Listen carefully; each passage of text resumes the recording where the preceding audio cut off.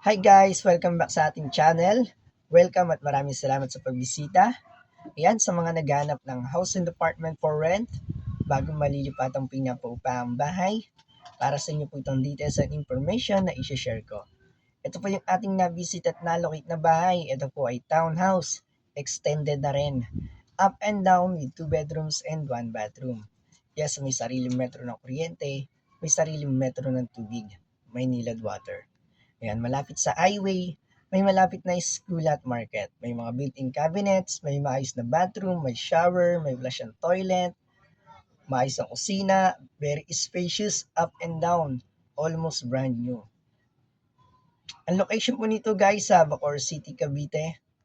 At abangan nyo guys, marami pa akong i-share sa inyo na iba pang mga house and apartment. Yes, gagawin ko na lang din ng iba pang mga video. So itong house apartment for rent na townhouse up and down with 2 bedrooms and 1 bathroom located in Bacoor City, Cavite. 18,000 pesos monthly, 1 month advance and 2 months deposit only.